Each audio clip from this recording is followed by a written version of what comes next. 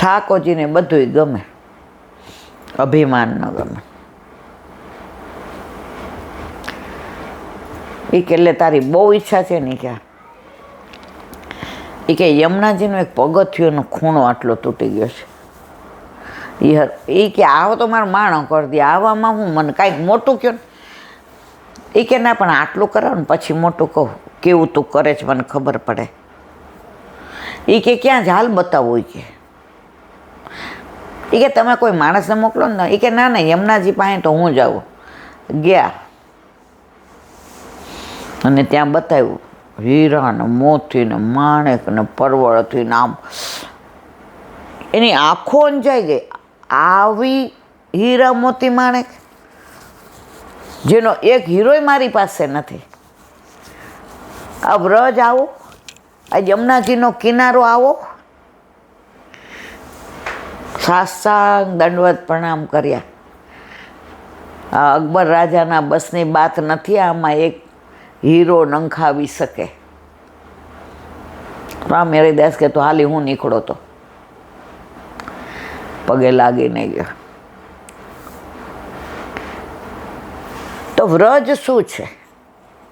વ્રજ આ છે. યમુનાજી કોઈનું કાંઈ લાયકાત વિના લેતા નથી. અકબર રાજા હોય તો એને ઘેર. આ બધું શીખવાડે છે આપણને. કોઈનું ક્યારેય ઠાકોરજીમાં લેવાય નહીં, વપરાય નહીં. ન હોય તો ઉછીનું લઈ આવાય નહીં. ઘણી વાર પાડોશી મેળવડ લેવા આવે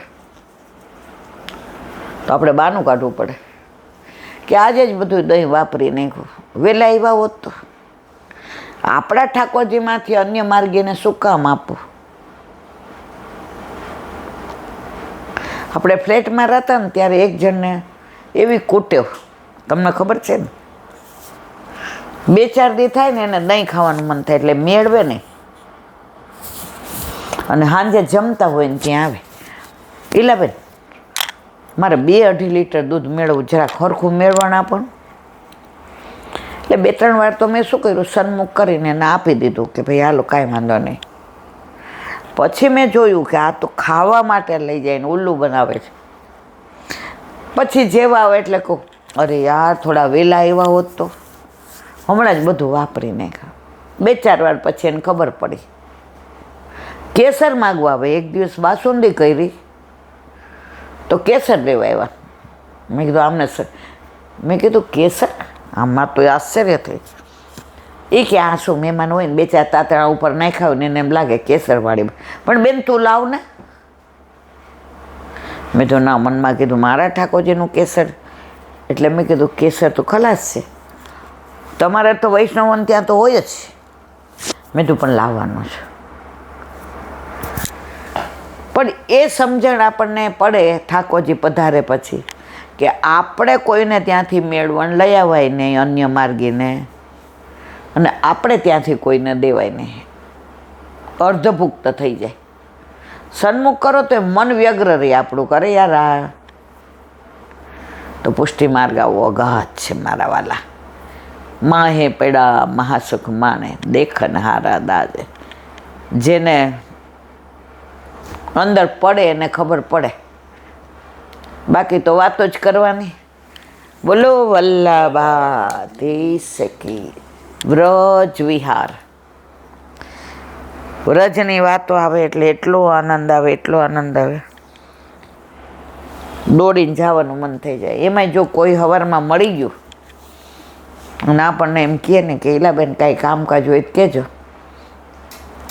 સોમવારે સંપર્ક ક્રાંતિ જાય છે એમાં વ્રજમાં જાય છે, એવો જીવ બળે, હાલો વયા જાય એમ થાય.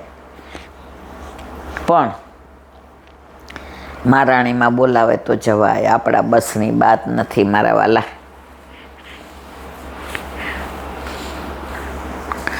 વ્રજની એક લીલા સ્થળીમાં અનેક લીલાઓ પ્રભુએ કરી હતી નહીં, કરી છે નહીં, કરે છે. એની અનુભૂતિ વૈષ્ણવોને જે એવા હોય એને મારા જીવન ન થાય, હજી વાર છે. પણ બધાની વાતો સાંભળીએ ત્યારે એવું થાય કે આજે ને કાલે એકવાર કરાવશે. અને આપણી તો કઈ લાયકાત, આપણી કોઈ લાયકાત નથી કે આપણને આ બધી લીલાનું દર્શન થાય. પણ સાંભળીએ, વાંચીએ, બધાની અનુભૂતિનો અનુભવ કરીએ ત્યારે મનમાં ચોક્કસ એવું થાય કે આજે નહીં તો એક વૈષ્ણવ છે, એને ત્યાં મને લાગે મદન મોહનજી બિરાજે, એટલે એ ઓલું વેણું દેખાડે ને, ધરાવે ને ત્યારે ગાય, મદન મોહનજી મોરલી ધરી વારંવાર ને રખો નેણ લાભરી. મદન મોહનજી મોરલી ધરી વારંવાર ને રખો નેણ લાભરી. પછી વેણું દેખાડીને કે મને ખબર છે વેણું નાદ કરો છો, આજે ભલે ન સંભળાવો, કાલે તો સંભળાવવી જ પડશે. આપણે ઘરે ઠાકોરજી નહોતા ને ત્યારે કોક વાર એમના ઘરે જાતી, તો મને ત્યાં થોડુંક આશ્ચર્ય થતું, સંભળાવવી પડશે એટલે આ થોડા સંભળાવવાના જ. ઘરે પ્રભુ ન હોય ને એટલે બધા સંશય થાય, પણ ઘરે પ્રભુ પધારે ને પછી બધા જ સંશયની પૂર્ણાહુતિ થઈ જાય.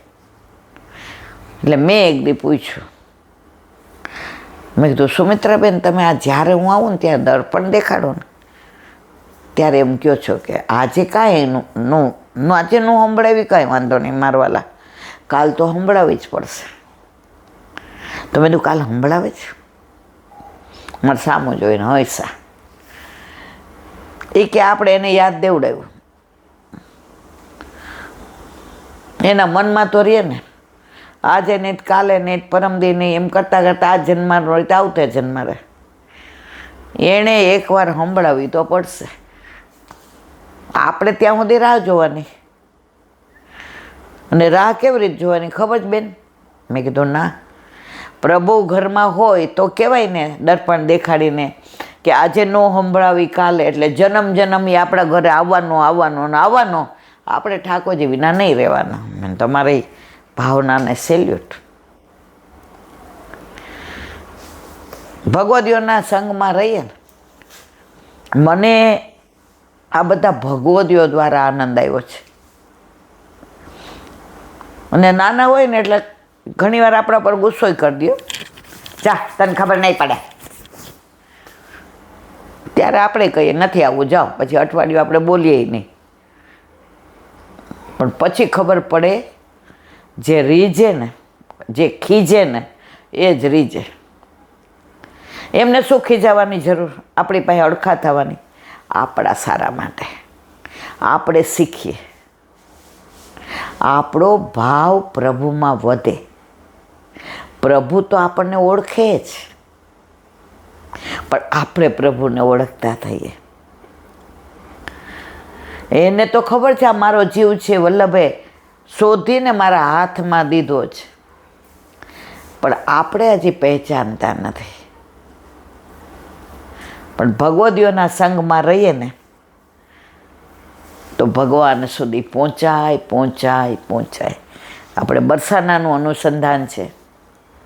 વ્રજમાં બરસાના આવ્યા, રાધાજીનું ગામ, રાધાજીનું નામ, રાધાજીનું ધામ, રાધાજીનું સ્વરૂપ.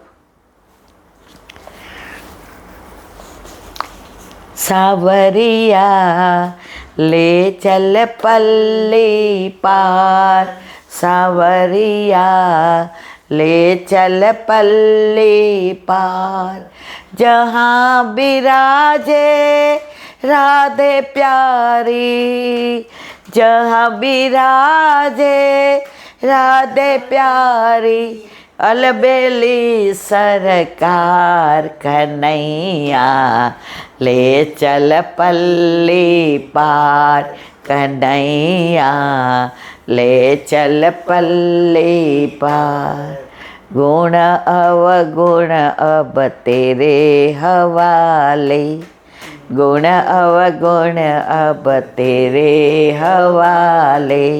આખું જે વ્રજવાસીનું એ ધોળ છે, એટલો ભાવ ભર્યો છે. મને તો આખું આવડતું નથી, પણ જ્યારે એ લોકો વ્રજમાં ગયા હોય ને ગાય ને, તો આપણને આમ યમુનાજીને એની અંદર નાવમાં બેઠા હોય ને, એ પલ્લી પાર લઈ જતા હોય ને, એ જે આખું માનસીમાં દર્શન થાય એ લોકોના ભાવથી થાય, એવું સરસ. એમાં એના તો ડ્રાઈવરો એવું ગાતા હોય, આપણે કહીને ગા. અમે તો વ્રજભાષા અમે આવીએ ગયા ભાઈ, વ્રજમાં જ સાંભળવી છે. અમને સૌથી વધુ આનંદ આવતો હોય ને સત્સંગમાં તો વ્રજભાષાને.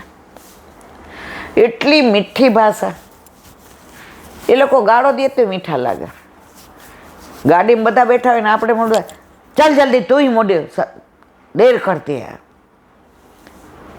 એ જે એની અંદર જે રણકો છે ને પોતાપણાનો, એ બીજે નથી. તો રાધાજીનું અનુસંધાન. પર્વત નીચે ઉતરતા શ્રી રાધાજીના પિતામાં મહિભાનજી દાદાજી અને સુકમા દાદીજીના મંદિર છે. આપણે ગયા હતા ખબર, અડધે સુધી પગથિયા ઉતરે ને પછી જમણી બાજુ છે. આમ તો આપણે પગથિયા ઓછા ઉતરીએ, આપણે ઓલા ગેરેવનથી જ જઈએ, પણ આ તો જ્યારે પગ ચાલતા હતા ત્યારની વાત છે. હવે વ્રજમાં જઈએ ને તો એ બહુ અફસોસ થાય, પગ ચાલે ને એટલે આ બધે. પણ મારા વાલા એ બધી કૃપા કરી છે, બધે આપણને લઈ ગયા છે, ક્યાંય બાકી નથી રાખ્યું. તો એમના પિતામાં કોણ? મહિભાનજી. અને દાદીજી કોણ? સુકમ્મા દાદીજી. એનું મંદિર છે, એ સ્વરૂપે ત્યાં બિરાજે છે. ત્યાં રાસ બિહારીજીના દર્શન છે. પછી આગળ શ્રી રાધાજીના ભાઈ શ્રી દામાજીનું મંદિર છે. નીચે અષ્ટસખીજી તથા પિતા વૃષભાનજી અને માતા કીર્તિજીનું મંદિર છે. 8 સખીના ગામ બરસાનાની આસપાસ છે.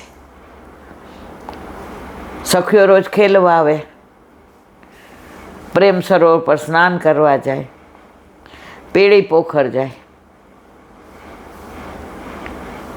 ગાયોની ખીરખમાં જાય, હોળી ખેલે, સાંજી ખેલે.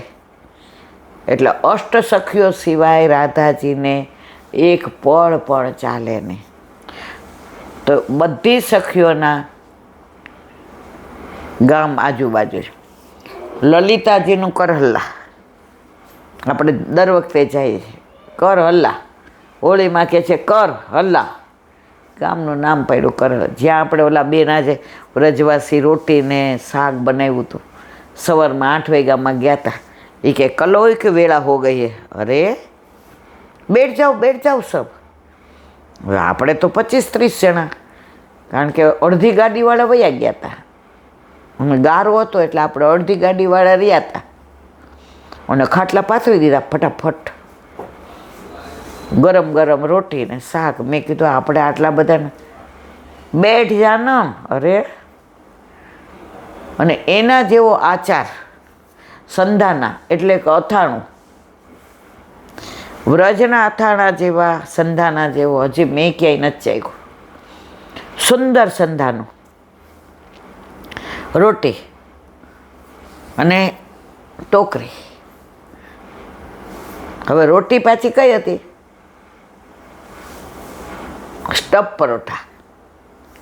હવે આપણે તળીને બનાવીએ, એણે તાવડીમાં બનાવ્યા હતા ચૂલા ઉપર, અને ઉપર ઘી લગાડે, અને આટલું દહીં આપ્યું. અરે, ગાયનું દડબા જેવું દહીં. ને આપણે બધાએ જે આનંદ કર્યો વ્રજમાં, તો જો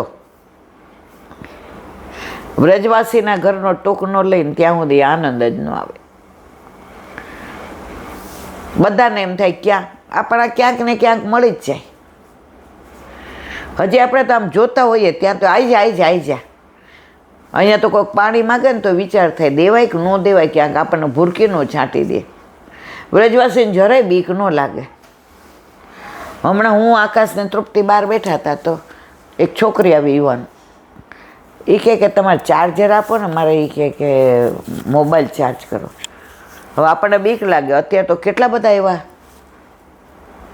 વ્રજવાસીને જરાય બીક ન લાગે. એને તો આયે મેરે નંદન નંદન કે પ્યારે. તો લલિતાજીનું ગામ કયું? કરહલા. ત્યાં મહાપ્રભુજી, ગુસાઈજી અને ગોકુળનાથજીના બેઠક છે. કૃષ્ણ કુંડ છે ને એને ઘણા મધુકુંડ કહે છે. સામે બધુંય વનરાય છે, નિકુંજ છે. આમ દર્શન કરીએ તો આનંદ આવી જાય.